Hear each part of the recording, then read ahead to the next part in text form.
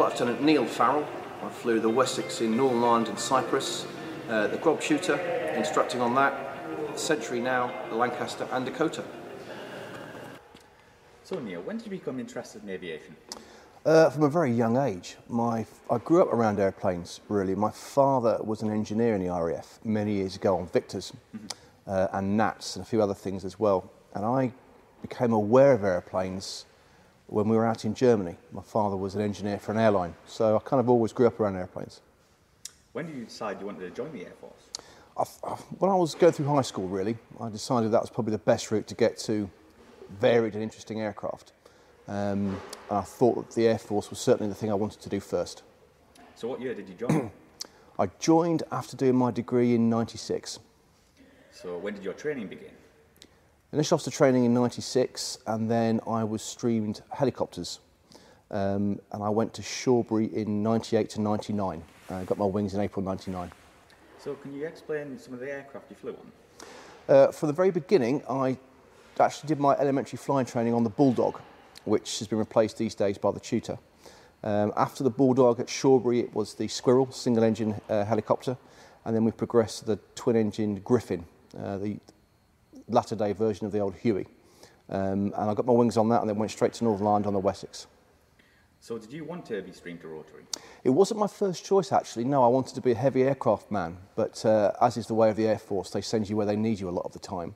Although it wasn't my first choice, when I got there, I thoroughly enjoyed it. So can you explain some of the rotary training, what you had to go through? Your first stages was really, day one of helicopter flying is the hover and, slow taxi and basic circuits, landing and taking off, that sort of thing.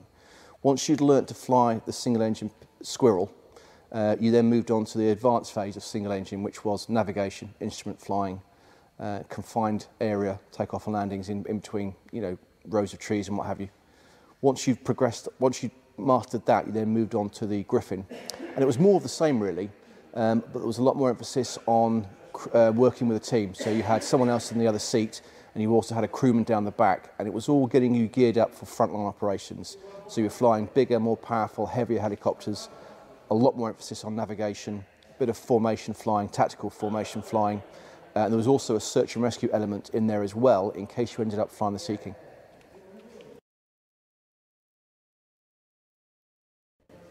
So after this, you were posted to Wessex. How did this come about? I came top of my course at Shawbury, which I was delighted with, and I got the choice I wanted, which was the Sea King on search and rescue. I actually wanted to do that. But again, the Air Force being what it is, they send you where they need you, and they were short of guys on the Wessex in Northern Ireland, so unfortunately, I got re-rolled to 72 Squadron. How much training was involved to fly the Wessex? It was another 6-month operational conversion unit, although it was operational conversion flight. It was a flight within 72 Squadron. As I remember, it was about 6 months, maybe 4 to 6 months, but it was all training done in theatre. You had a little bit of training on the UK mainland, which was, learning how to start it up and do very basic flying with it. Then you very quickly progressed with frontline crews in Northern Ireland to do your training pretty much on the job. So how was it different from the training aircraft you flew? A lot older. It could physically fly as fast as the Griffin, and it could lift more, but because you were always loading it up full of troops and what have you, it was a lot more of a challenge to fly. A lot of fun when it was empty and nice and light, very manoeuvrable helicopter, but as soon as you put any payload on, it could bite you. So could you explain some of the good points and bad points of the Wessex? Wessex, the good points, its charm. I mean, it was lovely to fly a 35, nearly 40-year-old helicopter, and it was, it was a handful at times, but when it was nice and light, it was a pilot's helicopter. It really was a lot of fun. Bad points, it was underpowered. I mean, the engines were very powerful, but the transmission was the limiting factor in it. So, although the engines had a lot more to give, you were limited by the gearbox. And that was it, really. I mean, it was fun to fly. It was a challenge when it was heavy, but I wouldn't change it for the world. How many people were crewed in it? Normally a 3-man crew. A pilot, another pilot in the other seat, or navigator. They were basically doing the mission, they were running the mission, basically, doing the navigation and running the task sheet. telling you where to go next, basically, what the next event was. Crewman down the back was your eyes and ears around the helicopter in confined spaces, and of course he looked after all the troops down the back. So could you tell us how long it took to plan a mission or a training session? Not long at all, really, because you got to know the province very well. You knew how to get from A to B without any real big assistance from a navigator or the other guy. You knew which way you were to point the helicopter. You knew most of the forts and the helicopter landing sites. The only thing you really had to put much thought into was A, the weather, and how much fuel to put on for that first stint, because you didn't want to end up getting into a field too heavy to pick up the troops. So you had to balance how much fuel you put on versus how much you were going to lift when you got to where you were going. I'd say about an hour's planning, because it was just a task sheet telling you what you had to do that day. So once you realised you'd had the good weather, you could just go off and crack on with it. So what was the main role of the Wessex? What was it actually designed for? Back in the day, the Navy had shipborne variants of the same aircraft. So they were, early days, they were used for ASW with the Navy, of course for their own search and rescue, and we used them for the same as well, search and rescue and support helicopters. So what squadrons were you based with the Wessex? In Northern Ireland, it was 72 Squadron, and we were quite a good squadron actually. We had Wessex and Pumas, but I only flew the Wessex. And then after 72 Squadron folded in 2002 in Northern Ireland, I was lucky enough to go to Cyprus and fly the Wessex for one more year in search and rescue duties. Can you tell us a bit about your Northern Ireland tour? Great fun. Everyone always says you should enjoy your first tour, and I did. I missed the helicopter. I missed the guys you flew with. The flying was varied, day and night operations, moving troops and the IUC as it was then, to all corners of Northern Ireland, all weathers, moving troops and underslung loads in and out of all the hot spots that you hear about and read about in the papers. It was good fun. How often did you fly? Pretty much every day. Pretty much every day. If you had a down day, it was either due to weather, serviceability, or you were coming off nights and getting ready for a day shift, so you needed your rest. Good serviceability rate, and we had quite a few of them to pick and choose from. So if one did fall over in terms of serviceability, you could pick another one. Yeah, I got a lot of hours in that first tour in very short time. It was good. Was there such a thing as an average mission over there? No, I don't think there's such a thing as an average mission in the Air Force, period. Even though we strive for it. It was busy, and although you were doing the same sort of thing, i.e. you were moving troops from A to B, that's where the mundaneness ended. It was always a different field, always a different fort, always different weather. And like I said, the challenge of this aircraft was if it was heavy, it could bite you. So if you were in bad weather and heavy, you had your work cut out. Have you got any memorable stories from Northern Ireland? None that I can talk about in this interview. So after 72 Squadron, what happened next? Wessex in Northern Ireland, 72, we said goodbye to it. I remember dropping them off, one of them off at RAF Shawbury, and then I went back to Valley to do a very short training module on search and rescue before going out to Cyprus to fly the Wessex for one more year on 84 Squadron. What was that like? People always think, oh, Cyprus, sunshine, great, you know, what a great tour, and it really was. It was lovely weather, and I loved the aircraft. I really didn't want to say goodbye to it, and I knew that the day was coming when I was going to say goodbye to it. But compared with the day in, day out, high tempo, difficult flying of Northern Ireland, Cyprus was very much a more relaxed tour. You weren't moving troops day and night, you weren't battling with weather. It was very much nice blue skies, calm winds, and hovering over boats and cliffs, which was lovely. It was great fun, but it wasn't the sort of high tempo that Northern Ireland was. Mm-hmm. The thing I enjoyed most about both those tours was working on night vision goggles. That was good fun. So could you tell us what happened after you finished your helicopter tours? Well, I was unsure what was going to happen to me, really. I was looking forward to going to the Sea King back in the UK, but literally an off-the-cuff comment to my posting officer about becoming a fixed-wing instructor, he jumped on it and said, oh, is that what you want to do? So before I knew it, I was posted back to the UK on the Tutor course to become a qualified flying instructor. Did you enjoy this? Loved it. It was different. And what I've been lucky to do in my career is fly different airplanes every few years. I wouldn't change that at all. So I did enjoy it. I realised I enjoyed instructing. and I had 5 great years on the Tutor. Could you walk us through a typical day on the Tutor? In good weather, it was about 3 sorties a day, and you had overlapping courses. So it was pretty much a straightforward in the morning, met brief, grab your first student, do a board brief on what you were going to teach him that day, him or her that day, fly it, quick debrief, write up and repeat the whole process again for a different student. And because you had overlapping courses, it could be a very early sortie, effective controls, something very basic, right up to formation and low-level navigation for the next 2. So again, it was a very varied day. What was it like to fly? People describe it as trying to land a crisp packet in high winds. Very light. Compared with this, completely different. You know, notwithstanding it's an airplane and that's a helicopter, it was, this was quite solid, robust. Tutor was quite light. But once you got the hang of it and the picture out the front of what trying to land it looks like, it was straightforward. It was a good training vehicle. So was it hard to retrain on a fixed-wing aircraft? No, because if you think about it, we'd all flown single-engine pistons aircraft right at the start of our careers. So I'd learned on the Bulldog, and the Tutor replaced it. So you kind of got that skill anyway. And once you'd done frontline operations, going back to a very simple elementary training vehicle was quite straightforward.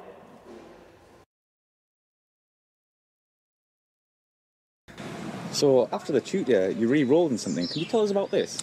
Yeah, I was lucky enough to be re-rolled into the heavy aircraft world, which is where I was always trying to get to, really, onto the Boeing E-3 Sentry. Was this out of choice or was it an option for you? Out of choice. That was the jet I wanted to go to. So when did your training start on the E-3? After a short stint at Cranwell on the King Air, to get me used to the multi-engine way of doing things, I started at the back end of 2008 on the Sentry. So could you tell us about the training on the E-3? What happened? What was it like? Yeah, again, it was another 6 months of training. Good 3 or 4 weeks in the classroom. It's quite a complicated airplane. It's still one of the last airplanes in the RAF that's got a flight engineer. So there's very little automation. So you're learning about all the systems and how to interact with the flight engineer in the classroom first. And then there's about 21 simulator sessions to go into to get you used to it. And then you get live on the real airplane. We did about 5 what we call P sorties, pilot training sorties, getting you used to how to fly the airplane, take off, landing, the important bits, instrument rating, and then you'd move on to the mission profile where you start flying with the mission crew. They're on the same course with you and you all graduate together. So it's about a 6-month process. Was it difficult coming from rotary and then obviously a light aircraft? Very. Very hard. Very difficult. The Sentry is quite a handful.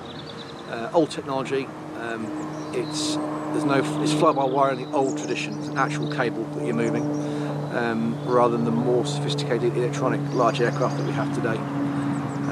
You're also moving tabs on the wing rather than straight to a hydraulic motor. So you're moving a tab which moves the aileron eventually. It's quite heavy to fly. It's not very intuitive. There's no sort of seat of the pants feel either. And when it's heavy, it's like at the Wessex, when it's heavy, it's a real handful. Could you tell us, if you can, about the sim? What was it like? The sim? Yeah. Sim's quite good, actually. It's not 100% like the airplane. It's good enough, though. It's a very good procedural trainer because all the lights and whistles work with regards to, you know, the flying part and also the flight engineer's panel. And he is quite an involved man on that flight deck. He's your technical brains and your performance expert as well. So it's a very good training platform for him and for you to learn his problems and how to work with him. So I would say by the time we'd finished the simulators, we were ready to get in the airplane. And those simulators we still use today, pretty much every other week, just to keep our hand in. So could you tell us about your first flight in it? Yeah, I remember it very well, actually. First time I landed an aircraft that big on the runway, I was amazed I could do it. And it was with a lot of relief as well. But there was no time to relax because it just got harder and harder. You know, the first sorties you do are generally in good weather, and after that, they don't wrap you in cotton wool so much, so it becomes more of a challenge. But yeah, I remember it very well. It was good. So how many crew were in the E-3? On a pilot training trip, bare minimum, just a flight deck crew and a few guys down the back just to make sure nothing happens down the back untoward. On a mission, anywhere between 14 to 18 routinely. All depends on the mission profile. So is it an analog cockpit or is it all glass? It's a mixture. It started off as an analogue flight deck, and over the years they've tried to upgrade it and put some glass bits and pieces in here and there, but by and large it is 50s, 60s technology with a few modern add-ons. So when you went from training and you actually got in the cockpit, was it difficult, or did it come naturally, all the switches and buttons and what have you? Because of all the 20 or so simulator sessions we've done, and each of those simulator sessions are 4 hours long. Wow. Exactly, so you do get to learn the cockpit quite well. So when you first got in, you weren't a bit nervous, scared? Other than hurting the airplane, damaging it, and looking a fool, no. So could you tell us what squadron you were based with? 8 Squadron. I'm now an instructor on 54 Squadron. How many squadrons are there on the E-3? It's just the 2. There was 3 at the time, but 23 disbanded a few years ago. I'm not sure whether we're going to bring it back to life again. So what is the main role of the E-3? Airborne early warning and control of the skies. So you're kind of eye of the sky? Eyes and ears. So what type of aircraft is it? What's it based on? It's an aircraft in its own right. They're not converted airliners, but it's loosely based around the old Boeing 707-300. What kind of engines do they have? CFM 56, and they're quite a tough unit actually. They're a good part of the airplane, shall we say. So how long was it after your training ended that you became operational? You come out of the conversion unit, what they call limited combat ready, and then they're looking for you to get combat ready within the next 6 to 9 months. So there's a lot of self-study going on, learning about what happens down the back of the airplane, enhancing your knowledge of the aircraft itself, several simulator sessions, and then once you've had a bit of exposure to operations or exercises, you're deemed combat ready. So how does it actually handle? Does it fly well? No. Like I say, it's a right handful. There's a lot of satisfaction in flying the Sentry, because when you do pull off a good landing, or more importantly as an instructor, you teach someone else to be able to do that well, it's an enormous sense of satisfaction. But it's not an easy airplane at all. So can you tell us your role as the pilot? Is that just your main focus, or do you have other jobs? As the captain, you are kind of the linchpin to make sure to pull in all the information you can get from all your experts around you. You don't have the loudest speaking part by any means. You allow all the other experts in the airplane to do their bits and pieces, particularly the flight engineer. And once you've got all the information you need, you make the decisions. So could you talk us through the flight deck? How big is it, and is it comfortable? Well, you would think being a Boeing it's huge, but it's not. If you think about what it was derived from, it was supposed to be an airliner, so any cockpit room that's free is wasted. It's seats that could be taken up, space that could be taken up by seats for fare-paying passengers. So actually, the 707, if you like, cockpit is quite cramped. Don't forget, there's 4 of us in it, plus a jump seat, so it's quite small. Is it a reliable aircraft? Yes and no. It's getting on a bit now, bless it. It's actually a really good piece of equipment when it's all up and running, and you know, there's a lot of satisfaction to getting an airborne, doing a mission and landing. It just requires a lot of TLC these days. So how often would you fly in a week? There's no typical week really, Okay. particularly as an instructor, because my flying comes in fits and starts. So at the moment I'm training a new course, we're at the simulator phase, and the pilot training flights will come later on, and they can come thick and fast. So you could have 2 or 3 flights in 1 week, and then the mission phase will start, maybe 1 to 2 flights in that week as well. All depends on weather and other priorities, because the frontline squadron needs these aircraft as well. So there's a bit of a bum fight sometimes. Well, so where are they actually based? in the RAF UK? Waddington. And how many aircraft are there? We've got 6. Okay, the average sort of mission, if there is such a thing, let's pretend we're not on a conflict anywhere, it's just a UK standard training sortie. You tend to get together the day before with your flight engineer and get a weather report to work out how much fuel you can get on board. Again, he's your performance expert, so you'd look to him for his advice and what numbers he comes out with. The other guy that you liaise with really is what we call the tactical director, and he's the main guy down the back of the aircraft running all the mission crew. So you'd see what needs he has, why he wants to get airborne, where he wants to go, and how long he wants to be wherever you want to go in the UK. Once you've got all his inputs, and you've got the inputs from the flight engineers to what we can achieve, you come up with a plan. So you do that the day before, and on the morning of the day, normally about 3 hours before takeoff, you'd all come in, get an update for the weather, see if anything's changed from the tactical director's point of view, his needs, whether you want to get airborne earlier or later. Earlier is a challenge, later is not a problem. Other than that, people do their jobs. co-pilot will make sure you've got the charts you need. Navigator will file the flight plan, check all the NOTAMs and the usual stuff. The mission crew down the back, they make sure they've got all the facts they need for their job to do in the air. Whoever they're going to be controlling, they'll liaise with them before they get airborne, and then you'll gradually all filter out to the jet and get airborne. Can the E-3 mid-air refuel? It can. It's I think the only aircraft in the RAF inventory that can refuel through both different means, probe and drogue and boom. So it's quite versatile. Do you ever go on training exercises abroad? Yeah, in fact, a lot of what we do are exercises abroad, yeah. So what other nations do you work with? Pretty much all the NATO ones, all the NATO countries. I mean, we're largely a NATO asset. Our call sign is a NATO call sign. So yeah, we work with all the usual partners. So on an average mission or training sortie, what kind of aircraft would you interact with? Mostly in the UK, the boys down the back are controlling with the Typhoons. But we could easily move across the continent and train with other aircraft in Europe. So, I don't know if you'd like to tell us this, but how long can you stay airborne for? All depends on how much fuel you can get on board. But I mean, with air-to-air refuelling, we can be airborne for into the teens, let's put it that way. Have you ever been deployed operationally? Yes. Can you talk us through that? I can let you know where we went. We've done operations over Afghanistan, and I've done operations over Libya as well. Did all your training prepare you for that? Yes, it did. Yeah. So, do you have any memorable stories in the E3 that you could share with us? I suppose my most memorable one was the longest flight I did, which was just under 16 hours. Oh, God. Exactly. At the end of that, you're a different person. A lot more grumpy than I am now. So I think that was my biggest memory. I think other little firsts that you do as well. I mean, the first time I went air-to-air refuelling, you remember those stories because it's quite hard to get two big old Boeings together in the same bit of sky touching. It's quite something. So how long do you have to train for refuelling, or yes, was that it's a separate skill altogether? So how long did that take you to?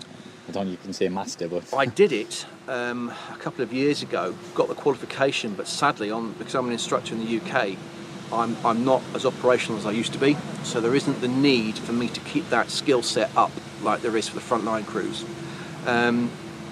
Classroom work, a good week in the classroom, a few simulator sessions to get used to the procedures. And then I would say typically 3 to 4 flights to get the qualification to do it. But it's one of those skills like landing the airplane really, you need to keep on top of it. It is one that fades and it's hard work. So after you're operational, you went to be an instructor. Could you tell us about this? Yes, because of my instructional background on the Tutor, it was quite obvious really that I was inevitably going to be an instructor on the Sentry. I became an instructor on 8 Squadron, so I did a bit of instructing or requalifying of the frontline crews before then moving to the school where I taught guys for the first time that had never been on the Sentry how to fly. Is it like a pass-fail thing, or do usually most pilots pass? By the time they've got to the OCU, guys are going to pass. That said, it's difficult, and some guys have the odd hiccup here and there, but we're not as cut and dry in the military. We've invested a lot of time in people, and people have invested a lot of time in their life in the military at that stage, to then suddenly fail because of 1 or 2 bad trips. So if someone does have a bad day and doesn't quite achieve the aim, there's a system in place to give them more training to achieve it, and then we'll review it after that. So I wouldn't say we're touchy-feely and wrap people in cotton wool, but we certainly give everyone the opportunity to flourish. So do you instruct on a daily basis? Yes, I would say I would, either in the classroom, in the simulator, or in the airplane. Yeah, that's my main job, is to instruct these. Do you enjoy this? I love it, actually. Having spent 5 years on the Tutor, I knew that I did enjoy instructing.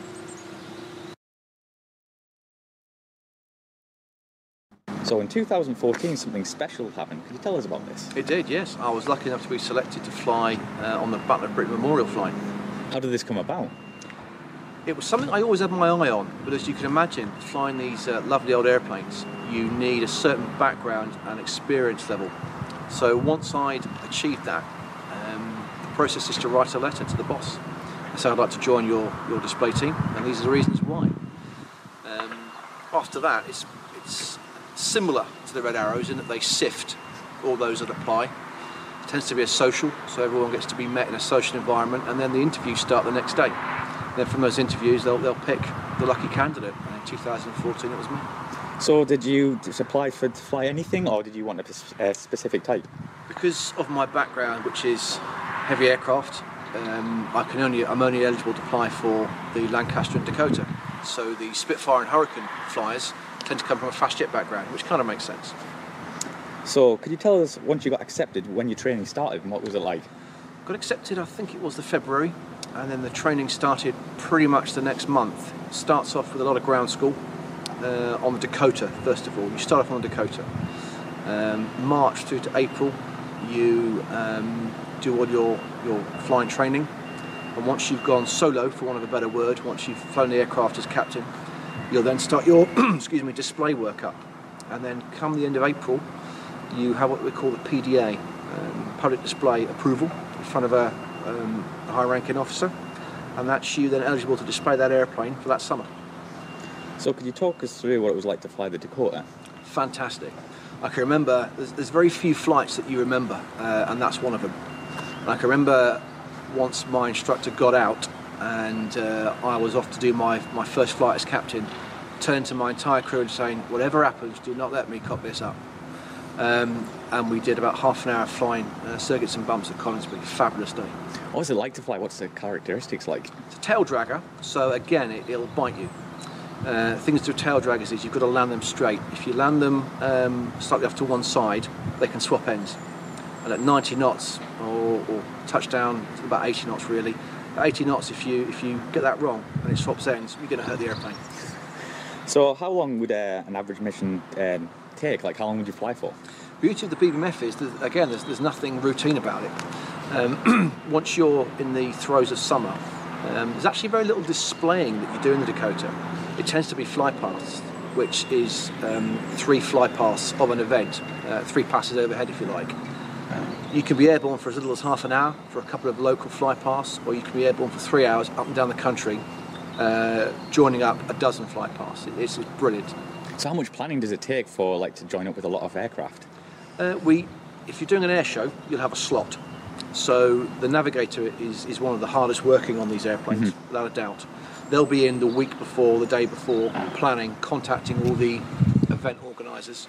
If you're doing a fly past at an air show or a display, or even if you're doing a fly past at a trade museum or a school or something like that, you'll need to coordinate, and you'll be given a slot, a time when you're going to be there, plus or minus a few minutes. There'll also be contact on the day. There may even be a radio frequency. So it's all quite well planned. So on the day of the event, you know where you've got to be and when, and you should be able to deconflict with everyone else. So does weather affect it quite a lot? Hugely. These are priceless aviation artifacts.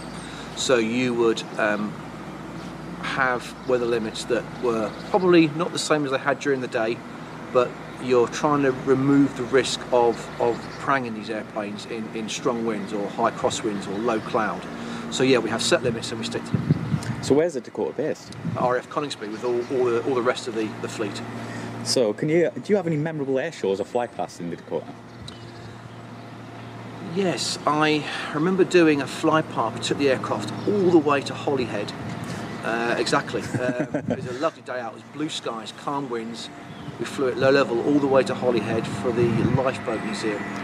And it was beautiful blue waters. We flew overhead RAF Valley to get to where we were going. And at Holyhead Lifeboat Museum we did 3 passes, and it was full of people. And we brought the aircraft home through Snowdonia. And about a week later we got a very nice thank you letter. That's a nice thing to get. So it must feel like a privilege when you get to do stuff like that. Huge privilege. Privilege to fly the airplanes. It's a privilege to meet the veterans. And it's a huge privilege to entertain all the people that come to the air shows. You also fly the Lancaster as well. Can you tell us about this? Wonderful airplane. And its majesty is not lost on you when you strap in. There's a little plaque on the back door that says remembering the many, so we get that little tap as we get in. Once you've learnt the Dakota, halfway through your first season, all being well, you'll learn to fly the Lancaster as a co-pilot. And it's the same routine really. You are doing fly past or air shows up and down the country, but the added bonus of the Lancaster is you display with the Hurricane Spitfire on your wing. That's not bad, is it? It's not bad at all. So was the training different for the Lancaster? The beauty about being the co-pilot in the Lancaster is you don't actually land the beast. you are kind of the throttles man. You're there to be another pair of eyes and ears. You might work the occasional radio. The navigator is the hardest working chap in the airplane, without a doubt. And then the captain when you come to land the beast, because then once again it's a tail dragger and it'll bite you on the ground. As a co-pilot, it's a lovely place to be because you haven't got to worry about landing it. That little devil's always on your shoulder, you know, whispering in your ear. You've got to land it. You've got to land it. But you do get to do the fly pass, so you actually get to fly the airplane on the fly pass. So it really is the best of both worlds. So how many are crewed in the Lancaster? Routinely 4. There's the captain, me, the co-pilot, navigator, who's one of the hardest working in the airplane, and the flight engineer. Is it the same crew every time? No, mix and match all the time, as with the Dakota. Because we're all volunteers, for want of a better word, it's not our primary job to be on the BBMF. We still do our main job elsewhere. People come on an availability basis. So could you tell us about your first time in the Lancaster? That must have been pretty special. It was. Before you learn to fly it, you have a familiar flight, so that the wow factor is taken away for when you come to learn to fly it. And I did that sat in the upper turret. Oh, wow. And we did a fly pass down at High Wycombe, I think it was, for a dining in night. And again, it was a beautiful blue day, calm winds, and it was just us airborne, and it was lovely. I think it was about a 3-hour flight there and back. And I remember thinking in the upper turret, my God, these boys were very exposed. Mm-hmm. So yeah, I remember that flight very well. So what air shows have you flown in the Lancaster? I've done Duxford, I've done Southport, Bournemouth, and I think that's about it. A lot of the other things I did in the Lancaster were fly pasts. So what's it like to fly? Like, could you tell us? Very much like a Sentry. Really? It's quite solid, it's quite sturdy, it doesn't want to roll particularly well. It's a bomber, so you need it to be quite stable and fly in a straight line, while the bomber did his bits and pieces. Yeah, it's a heavy old bird actually. So what's the cockpit like? Is it all analog? Very much so. Very much No so. modern systems Just like at all? you see in the movies. No, not at all. It's lovely. It's typically British. Yeah. So what was the first time, can you remember the first time you met up with a Spitfire in a Hurricane?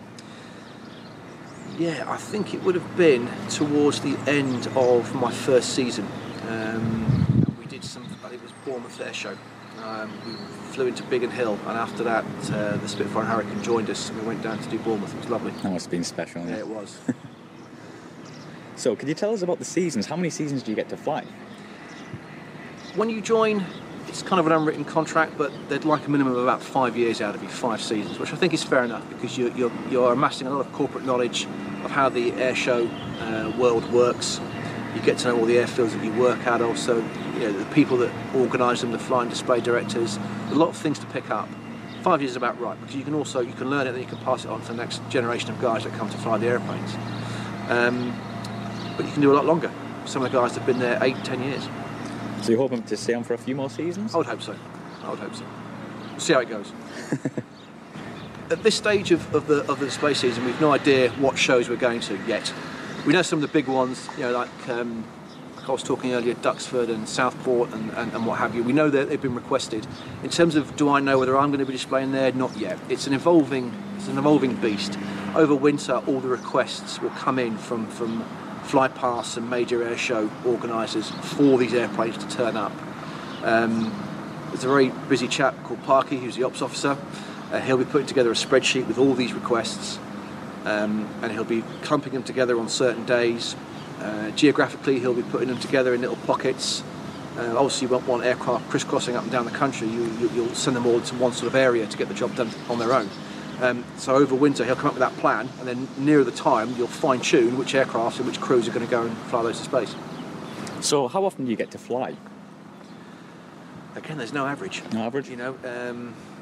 I would say every couple of weeks at the minimum throughout the display season. It can be quite full on. So you don't get to pick which aircraft they pick you? The bomber leader, he does a really good job. He's a very busy man. He's training us all, he's keeping us all current, and he's allocating you to an aircraft throughout the season. What he tries to do is he tries to balance out the flying. So if the first part of the season, one particular guy's got more hours than another guy, the other half you'll try and load them up. Okay. But don't forget, we're also flying frontline airplanes. So it may be that our frontline squadron wants a bit more of our time than we can give to BBMF. So you may lose out in that respect. But it's a balancing act. So frontline always comes first? Yes, but in my mind, you can't help it. You try and prioritise the BBMF because it's such fun flying. But yeah, really, the frontline flying has to come first. Do you have any memorable moments from flying the Lancaster? Yeah, I think when my first season, when the Canadian Lancaster came across, we took the Lancaster to Jersey, and Vera, as the aircraft was called, joined us with the Spitfire and Hurricane. And I remember very well tracking out over the sea to Jersey and then coming back again. It was good. It was a sight you were not going to get bored of, looking at another Lancaster on your wingtip. This could be a difficult one, but do you have a favourite out of the two? Do you know what? I do. And people will be shouting at the screen now saying, Lancaster, Lancaster. It's not, it's the Dakota. Really? I know, I should say Lancaster, but it's the Dakota. I can't explain why. Although I had a conversation with one of the fighter pilots a couple of seasons back about what his favourite was. And the fighter pilot boys, they fly the Hurricane first. And of course, everyone would expect him to say, Spitfire's my favourite, Spitfire's my favourite. But I think the first warbird you fly, I think, well, for me, that's the reason it's my favourite, because it's the first warbird I flew was the Dakota. And it'll always be the case, I think. Now, I'm not a captain on Lancaster yet. Maybe when I move into the left-hand seat, I'll think differently. But at the moment, it's the DAC, very special. So, Neil, do you have any hobbies? I am pretty busy. I would say flying is my hobby. I don't have much time for anything else, because in the summer season, I'm current on 3 different airplanes, so there's not a lot of time for any hobbies. Do you have a favourite tipple? I could get whiskey these days as I'm getting greyer. Favourite aircraft? Of the ones I've flown, or in the world? In the world. Do you know, I think I'm going to go back to the Dakota on that one. Yeah. Dakota? One you could wish you could have flown? Well, I wish I could have flown. Yeah. Yeah, the space shuttle. Space shuttle? Yeah. Wow, never heard that one before. Well, there you go. Do you have a favourite place to display? Did Southport this year, which is quite close to home, and it was nice to be able to let all my friends and family know that I was coming for them to watch. And Southport's a nice venue, so yeah, Southport's good. What's the best part for flying for the BBMF? The fact that you are treading in the footsteps of some really, really amazing people, and you get to experience what they did. Can we find you online anywhere? I have not Googled myself, but I've no doubt you'll be able to find me on the BBMF website. Do you have a Twitter account? I do. Do you want to mention? Do you know what it is? It's Neil Farrell 3, I think it is. You'll find me. And finally, do you ever get sick of talking about aviation? Never. It's my life.